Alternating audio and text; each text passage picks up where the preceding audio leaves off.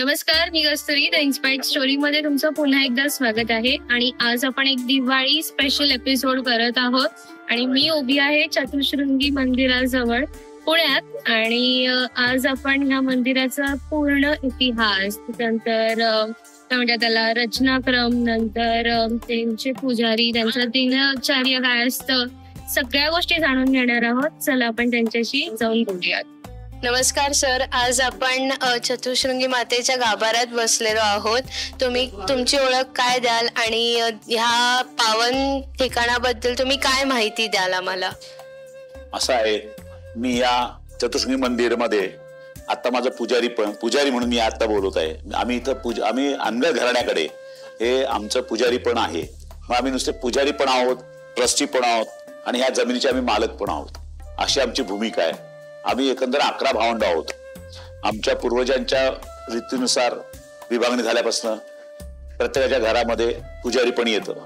त्यातला एक त्या फॅमिली मेंबर अनगर फॅमिली आमची आहे. अनगर फॅमिलीचे आम्ही पुजारी पण आल्यामुळे त्यातला एक मेंबर मी आहे.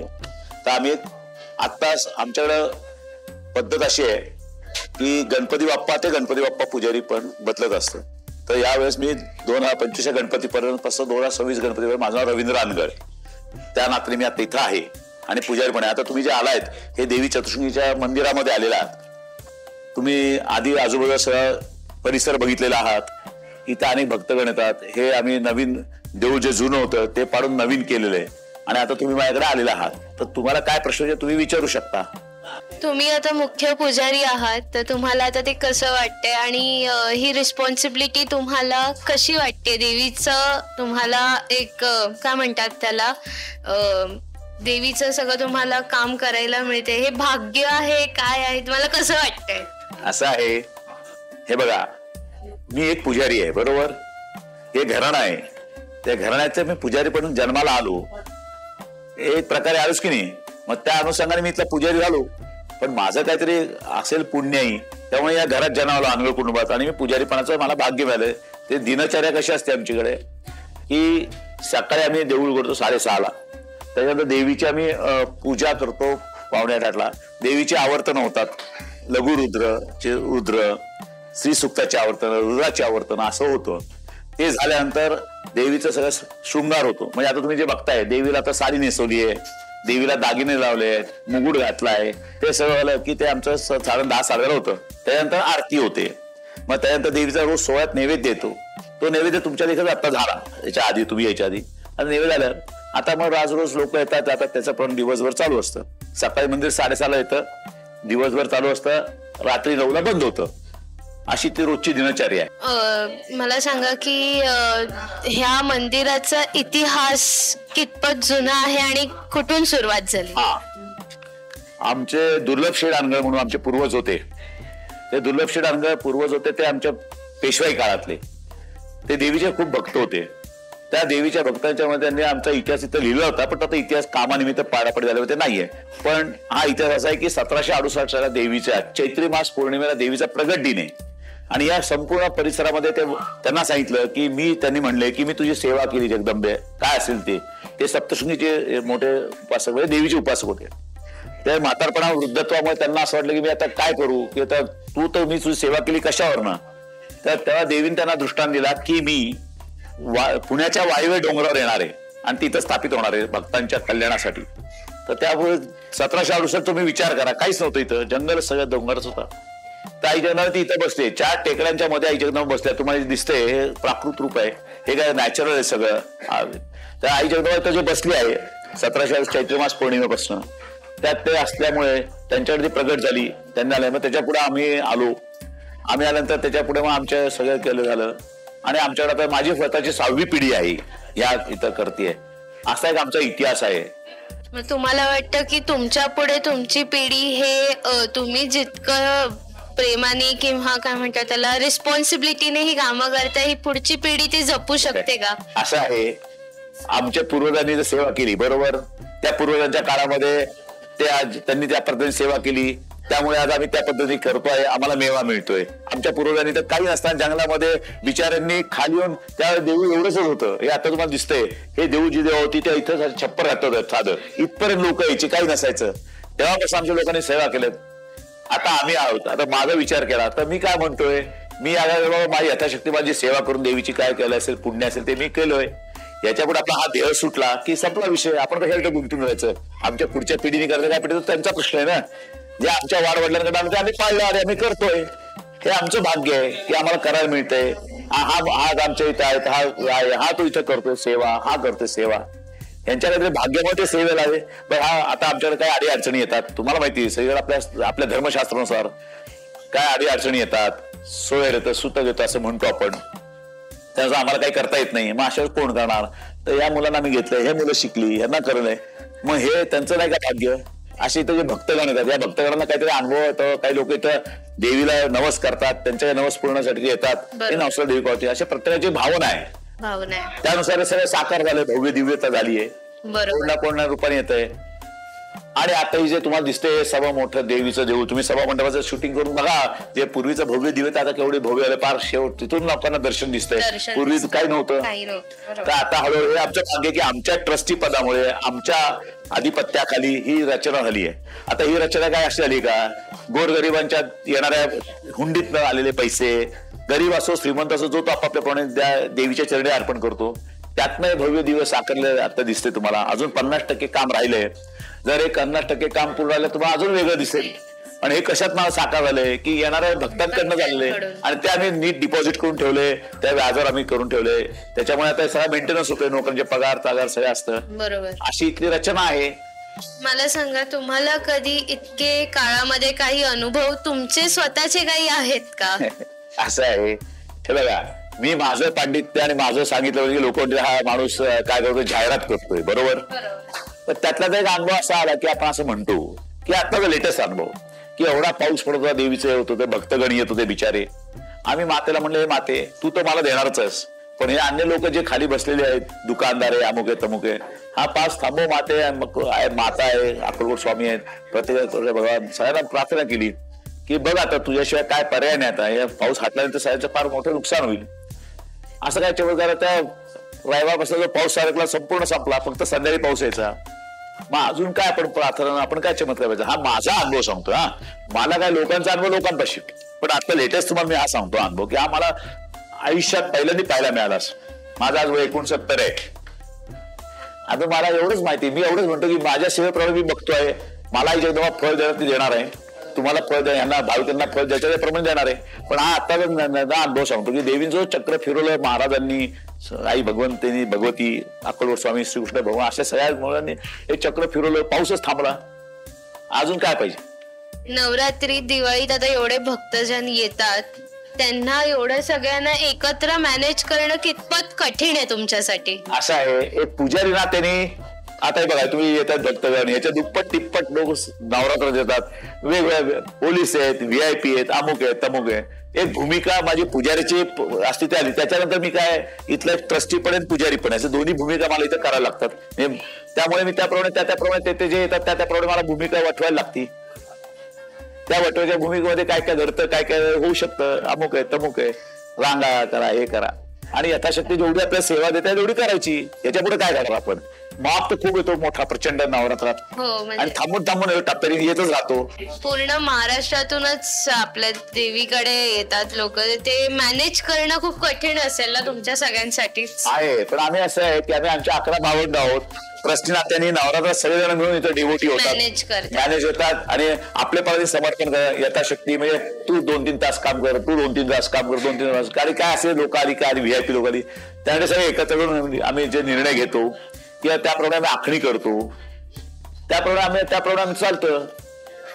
त्याप्रमाणे आम्हाला सगळ्यांना घेऊन जायलाच लागतं. बरोबर आहे. मला सांगा, आता आपलं मंदिर सिटीच्या मधोमध आहे, सगळीकडून एकदम मधोमध आहे, तर कोण प्रशासन किंवा काही असेल, काही त्रास कुठच्या दृष्टीने होतो का तुम्हाला? नाही, असं आहे की आता ही देवी जगदंबा तुम्हाला मध्य स्वरूपात आलेली दिसतीये. पूर्वी आम्ही एका बाजूलाच होतो ना सगळं.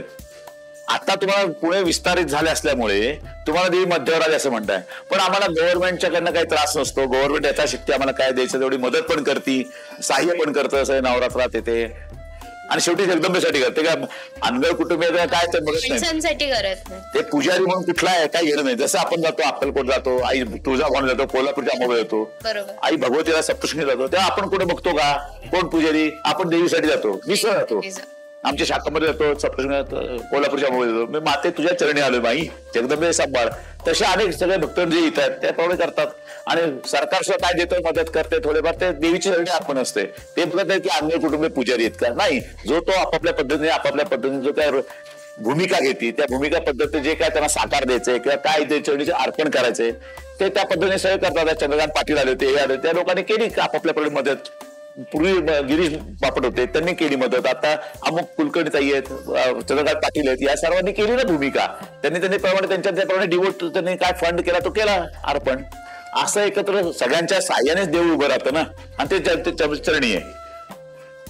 अशी प्रत्येकाची भूमिका आहे. की आता ह्या पुढे तुमच्या कार्यकाळात तुम्ही काय नवीन सुधार करायचं तुमच्या डोक्यात आहे आणि काय तुम्ही आणणार आहात मॅनेजमेंट मध्ये, कसं मॅनेजमेंट सुधारणार आहात? आता सुधारणा म्हणजे काय होतं, निम्म्यावर काम आलेलं आहे देवळाचं काम, ते पहिलं पूर्ण करायचं हे आमच्या पुढे ध्येय आहे. त्यामुळे आम्ही सगळे भावंड मिळून ज्याला क्वार्टर देतो, ज्याला मोहने आर्किटेक्ट त्याला सांगितलं, त्या सगळ्यांना धरून आता पहिलं काम करायचं आमच्या पुढे आहे. आता जेव्हा दिवाळी संपली की इथलं लोकांची वर्दळ कमी होईल, त्या वर्दळ कमी होईल त्यामुळे टप्प्याटप्प्याने आधी आता जे बाहेरचं काम पहिलं करायचं ते करायचं राहिले. इथलं पॉलिशिंग अजून बरंच काम आहे, ते एकदा साकार करायचं हे आमच्या पुढे ध्येय आहे. बाकी कुठलं ध्येय नाही आता. आणि ते सर्व टीम मिळून करतो आम्ही, आणि ते केलंच पाहिजे ना, कारण निम्म्यावर अंतर ठेवणं असं कसं चालेल. त्याला वेगळं आता जो तुम्हाला जे रूप दिसते वेगळं रूप दिसतंय, जेव्हा पूर्ण काम आहे तेव्हा त्याला वेगळं रूप दिसेल, आणि ते महत्वाचं आहे. ते पहिलं आमच्या डोक्यात आहे. मग त्याच्यानंतर देवीचं अजून काय करायचं, जुन्या खांब आहे ही आता तुम्हाला चांदीची मैरप दिसते बरोबर. ही याचं काम आम्ही सर्वात पहिलं महाराष्ट्र पुण्यामध्ये आम्ही रुजवलंय. त्याच्यानंतर सगळं प्रसार काढायचो, ते देवीची इच्छा, त्या कारागिराची इच्छा त्यांनी केलंय. अशा आम्हाला 2-3 अजून कमानी आहे प्युअर चांदीच्या करायच्या आहेत, पण ते नंतर आहे. हे आमच्याकडे आता मेन काय देवीचं देऊळ उभारणं हे सर्वात महत्वाचं आमच्याकडे आहे. आता बरेच युवक येतात इथे, त्यांच्यासाठी तुम्हाला किंवा असं म्हणू शकतो की देवीकडून तुमच्या रूपात एक काय संदेश असू शकतो? हो, माझ्या रूपामध्ये माझ्याकडनं काय तुमची मला जे काय दिसतंय आविर्भाव ते मी बोलणार. मी रूपातला कोण, माझा काय, फक्त तुम्ही विचार असू म्हणू शकतो. तुमचा अर्थ कळला मला की नवीन पिढीला काय तुमच्या म्हणण्याचे, की तुम्हाला काय सांगायचं वाटतंय ऍज ए पुजारी म्हणून किंवा ऍज ए भक्त म्हणून. मी सुद्धा एक पुजारी भक्तच आहे. फक्त तुम्हाला कार्य एवढं देवीची काय म्हणतात त्याला उपासना करण्याचं हे मिळतं, चान्स आहे. आमच्यासाठी तर देवीच्या रूपात तुम्हीच आहात. नाही हे फार वेगळं चुकीचा तुम्ही शब्द वापरता. असं तुम्ही माझ्या रूपात असं नाहीये. आता मी सुद्धा काही आलो, आता मी सुद्धा काय घडलो किंवा काय असतं, प्रत्येक माणूस घडतो चुकतो, हा त्यांचा मानवाचा धर्मच आहे. मनुष्य मानवाचा किंवा मनुष्य हा धरलं. आणि त्यात तुम्ही तरुणपणातले वेगळे असता, शालेय जीवनातले वेगळे असता, मग मध्य वयातले वेगळे असता. अशा टप्प्यात प्रत्येक व्यक्ती जाती. आता प्रत्येक टप्प्यातली प्रत्येकाची मनोवृत्ती वेगळी असते, मनोविकृती आहे. आपण सगळे विकृतच आहोत बरोबर. त्यामुळे तामस रजस सत्व 3 गुण आहेत. असं लोक नाही. आई जगदंबा स्वगुणाचीच आहे, ती जगदंबा आहे, जगदंबा ते आईचे. मग आई रूपात जर आपल्या ते कृपा करत असेल तर त्या म्हणतात ना, तिन्ही जगात स्वामी आई विना भिकारी, हा एक मुद्दा. दुसरं आपलं किती नालायक मुलगा कार्टन निघलं नालायक असलं तरी आई जगदंबा माझं लेकरू आहे बाबा, तीच गोंजार तीच किती वेळा सांगते. तसे आपण धडपडत उभे राहिलो, टक्के टोंबे खातो, खड्ड्या खुड्ड्या आपण पण वेगवेगळे चुका करतो. आता चुकात जर आई जगदंबा म्हणते तुम्ही चुकता आहात, बाळा तू सुधार, अरे सुधार, पण तेव्हा तुमच्या डोक्यातला जेव्हा तो गुण आहे काय तुम्ही आहात. आता एक उदाहरण, आता मी एक यंगपणात होतो, मी काय भांडणं केले, शिव्या दिल्या, वाटेल ते अपेक्षा वापरले की अनेक काय गोष्टी. ते काय होतं, अज्ञान होतं. ज्ञान जेव्हा प्राप्त होतं तेव्हा तुम्हाला काय ज्ञान म्हणजे, किंवा आता हा एक तुम्हाला रस्ता कळला की काय कळला रस्ता, की एक सेवा हा रस्ता कळला बरोबर. त्या सेवेतल्या रस्त्यात कळल्यानंतर तुम्हाला मार्ग मिळाला. मग तो मार्ग मिळाला तुम्ही जेव्हा त्या सेवेला लागता तेव्हा तुमची जी राक्षसी वृत्ती किंवा विकृतीची वृत्ती आहे तिला खंडन करणे काय असतं, तो सर्वात मोठा अभिषेक आहे ना.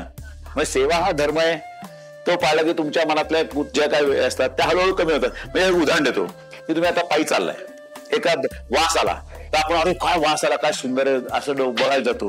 मग तिथे वाटतं अरे भजी वाटतं, त्या बटाट्यावर आहे असं वाटतं. मग तिथे आपण खाऊ का नको, तेव्हा आपण हापशा घालतो, अरे पण आपल्याकडे पैसे नाही ना, तर बघू उद्या बघू. मग हा काय तुमचा आला, हा सत्व गुणाचा एक तुमच्या पुढे एक क्षण तो तुम्हाला जागृत होतो, मग तुम्ही परत जाता. तुम्ही असं करता का, चोरून खाता का? तो चोर तो विकृती आहेच, पण तुम्हाला तर काय जाणवतं, मग हे जे तुमचा जो गुण असतो तो खाल्ल्यानंतर त्याला जो आहे, मग तुम्ही म्हणता अरे एकदा खाऊन बघता, अरे वा मी तृप्त आहे, असं बघायला एवढं आहे का, किंवा भजी आहे का, असं होतं. तसंच जगदंबेचं आहे, तुम्ही सेवेला लागा, अक्कलपेठची सेवा करा, आई जगदंबेची करा, महाराजांची सेवा करा, अण्णाची सेवा. ते सेवेचे तुम्ही त्या वाटेवर चाललाय, वाटेवर जाता तुम्हाला हळूहळू म्हणता अरे अरे अरे अरे असं करता. मग तुमचं काय होतं, आपोआप तुमचं मन इकडे वळतं, तुमची जी राक्षसी वृत्ती तिकडे जातो. मग आपण 10 वेळा विचार करतो, अरे आपण हे केलं चालेल का, हे केलं चालेल का, नको करू का. उदाहरणार्थ हे बघा, सगळ्या जगात ही विकृती जन्माला आलीच, मी पण त्यात आलेलो आहे. मी काय असं काय स्वच्छ धुतल्या तांदूळ होतो का, नाही, तसं प्रत्येकाचं आहे. मग आता जेव्हा कळतं एका टप्प्यावर आलं, नाही आपली जगदंबा हेच केलं पाहिजे आणि याचं खंडन केलं पाहिजे, हे मी सगळ्या लोकांना सांगू शकतो ना. म्हणजे आपण ज्या वाटेवरनं गेलो त्या वाटेवरनं आम्हाला काय अनुभवाला मिळालं. आता वयाच्या 68 पासून म्हणजे काय गेली 15 वर्ष 20 वर्ष मी जे काय करतो तत्वगुणाने सत्वगुणाने मनोभावे, त्यातनं मला आता असं वाटायला लागलं की नाही हीच खरी जगदंबा आहे आणि हेच महाराज आहेत, हेच कृष्ण भगवान आहे, हेच हनुमानजी आहेत आणि हेच मला सगळे सांभाळतात. मग ते आपण भीती चिंता व्यक्त होती. मग जर तुम्हाला एकदा कळलं की आता पूर्वी जमाना आलं नाही, भोवती भिक्षा देखील त्याला खाल्लतील लोक, त्याला हल्लं लुच्चा माणूस आहे, हा लोक धरडाकडे हाकलून, म्हणून पोटा पाण्यासाठी आपण जगतो. पण त्याबरोबर तुम्हाला यथाशक्ती देवीची सेवा, महाराजांची सेवा, जी काय तुमच्या मनाची इच्छा असेल त्या भूमिका करा, असं मी लोकांना सांगू शकतो किंवा ज्या नवीन पिढीला सांगते. हा माझा अधिकार नाही काय सांगायला आणि करा, आपण फक्त अरे बाबा हे करू नका. चुकण्यासाठी हा मार्ग आहे, माणूस चुकण्यासाठी जन्माला येतो, बरोबर. त्याला विवेक बुद्धी आपल्याला दिली की नाही ताळतम्य. पण शेवटी कसं असतं, लोकांना काहीतरी आघात झालेले असतात, त्या आघातामुळेच माणूस राक्षसी वृत्ती होती त्याची, उभं नाही राक्षसी वृत्ती. मग त्या राक्षसी वृत्तीत खंडन करायला एखादा चांगला माणूस झाला तर बरोबर होऊ शकतो. हे देवीच्या चरणी सगळ्याच्या एवढं आमचं मान्य आहे की असं व्हावं प्रत्येकाला. शेवटी माणूस आहे, काहीतरी अत्याचार झाल्याशिवाय माणूस घडतो का? पहिला माणूस हा कधी असा नसतो की राक्षस वृत्तीचा किंवा गुन्हेगार, असं नसतोच. तो बिचारा काहीतरी अत्याचार झाला किंवा काहीतरी अनुभव होतो, पण शेवटी तो साहेब त्याला कुठेतरी का पॉइंट तो शेवटी होतो, आपण परमेश्वरचं काहीतरी बघायला पाहिजे. हे प्रत्येकाची वृत्ती कुठे ना कुठे तो क्षण असा ठिणगी पडतीच, तेच पकडावं, तोच धागा पकडावं, जावं माणसानं चालत राहावं, तिचं फळ मिळतं मिळेल. आपण कशाच काळजी करायची, पाऊल वाट आहे तिथं तो रस्ताच आहे, मग पुढे तो मोठा रस्ता असतो तो त्याचा मार्ग आहे. मग आपण काय शोधावं, पाऊल वाटच ती बरी, माझी पाऊल वाट बरी आहे ना आपली. हे आम्हाला मी माझं सांगतोय, मला लोकांना हे सांगायचं, असं जावं असं माझं एक म्हणण्याची इच्छा आहे. नाही बरोबर आहे तुमचं. मला सांगा की देवीची उपासना करत असताना तुम्ही तुमचं पर्सनल लाईफ कसं मॅनेज करता? असं आहे, परत तेच प्रत्येकाचा व्यवहार ठरलेला की नाही. पोटापाण्यासाठी माणूस जातो, तू शिक्षण घेतलंस कशासाठी? पोटापाण्यासाठी. ही तुला एक डिग्री लागली की अरे माझी मुलगी किंवा माझा मुलगा आई वडिलांना वाटतं अरे वा तो समाजात चांगला झाला. हे जर मी मॅटर असून करंट असतो 4थी पास शिकवलं, मी काय केलं असतं, काय शिकते ते. पण प्रत्येकाची शेवटी कला आहे, प्रत्येकाच्याकडे गुण आहेत, त्या गुणांनुसार तो आपला राहत असतो. आता उदाहरणार्थ काही लोकांना चित्रकलेत आहे, काही लोकांना ह्याच्यात तुझ्या शूटिंग मध्ये ह्या मुलाला कॅमेरामन आहे, ह्याला ही कलाच आहे ना. तसं आपण शिकत जातो, सवरत जातो, ते प्रत्येकाच्या त्याप्रमाणे जावं. याचा अर्थ आपण लोकांना अतिक्रमण करू नये. शेवटी प्रत्येकाला प्रत्येकाचं जीवनरेखा, जीवनामध्ये थोडा वेळ तुम्ही व्यवहाराला द्या, थोडा वेळ तुमच्या संसाराला द्या, थोडा वेळ तुमच्या मित्रांना द्या, थोडा वेळ करा, पण सेवा सोडायची नाही. मग तुम्ही 1 तास करा, 2 तास करा, 10 तास मामाचा उपयोग नाही. जितकी तुम्ही सेवा पार मनाने केली की निश्चित मनाने की नाही आता मी 10 मिनिटं मी 10 मिनिटं फक्त मला कोणाचं कोण जग नाही, माझी माता जगदंबा बस, ते त्या देवीला मनोभाव पुरतं, तिच्या चरणी रुजू होतो. आज मोठा हे आहे म्हणजे असं जे मी घडलं ते नाही असं सगळं जग करतं. त्यातलं आम्हाला सांगताय पण आपण एखाद्या अधिकारी व्यक्ती असते त्याच्या आधिपत्याकडे जावं, त्या आधिपत्याला सांगितलं ते करावं. आज ज्ञानेश्वर माऊलींना कमी छळलं का लोकांनी, समाजाने छळलं. अक्कलकोट स्वामींना दिला त्रास, ज्ञानेश्वर माऊलींना दिला, अक्कलकोट स्वामींना दिला, गंध गोंधळ महाराजांना, सगळ्यांना त्या त्रासात गेले म्हणून त्यांनी सोडली का सेवा? नाही ना, त्यांनी आपली सेवा चालू ठेवली ना. दवाशी काय उपाशी तापाशी विचारणार आहे का कोणी? ते बिचारे सहन करतात. तुम्हाला मार्ग सांगतात, तुम्ही मार्ग घेतला कावड पुढे, नाही घेतला कावड मागे. हीच गती आता चालली, आता हीच करायला पाहिजे. पण लोक काय आता आपण म्हणतो ते आता काय भौतिक जगात रमलेली जनता आहे, त्यांना यथाशक्ती त्यांना जेव्हा वेळ शेवटी काय अति उच्च कोटी झाले, अरे इतकं केलं, पण शेवटी काय शांत पडी असेल, ती पडी कधी असेल तर सेवेनी स्थिती ना. मग अक्कलकोट स्वामींनी सगळ्या महाराजांनी आपल्याकडे सत्पुरुषांनी काय सांगितलं, जेवढं तुम्ही शांत राहा, जेवढं तुमच्या गरजा कमी होईल तेवढा आनंद आहे. हा सर्वात मोठा संदेश आम्ही कशाला द्यायला पाहिजे. अनाधिकारापासून आलेला संदेश जनतेला माहिती, पण हे जनतेने बघावं. ज्याच्या क्षमतेने, ज्याच्या विचाराच्या बुद्धीने त्यांनी तो विचार करावा. आपण कोण, हा जे आम्हाला कळलं ते आम्ही वागतोय, दुसरं काय. आता दिवाळी सुरू आहे, तर तुमचा काय नवीन संकल्प आहे का? नवीन संकल्पना जे आहे तेच आमचं इथं रुटीन असतं. त्या रुटीन प्रमाणे आम्ही चालत असतो. आमचे भाऊबंध पण त्याप्रमाणे चालतात. वैयक्तिक त्याच्या जीवन डोकवायचा आपल्या कोणाला अधिकार नाही. त्याचं जर जीवन ठरलं त्याप्रमाणे तो जीवन रेखा आखतो. त्या जीवन आपल्या कोणाला बोलायची जरूर नाही, डोकवायला त्याच्यावर जरूर नाही.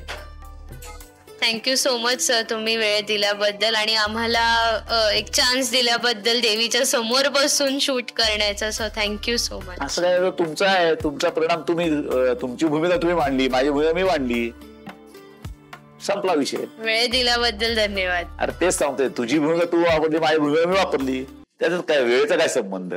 चाललंय जीवन.